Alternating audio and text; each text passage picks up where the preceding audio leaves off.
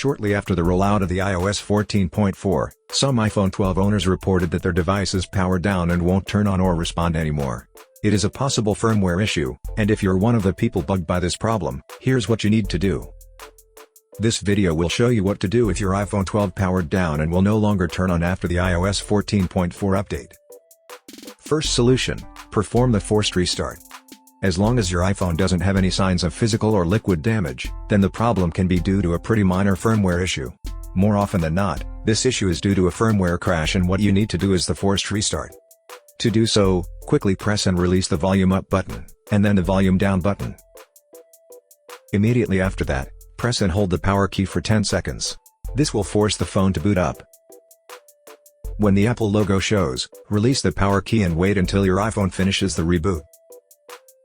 In most cases, this procedure will fix the problem. So if you're able to make the logo show on the screen, that's a sign that the problem is fixed. Second solution: charge and do the forced restart. If your iPhone remains to be unresponsive and stuck on a black screen, what you need to do next is charge it and do the forced restart while it's connected to the charger. Here's how. Plug the charger to a working wall outlet and connect your iPhone to it using the original cable.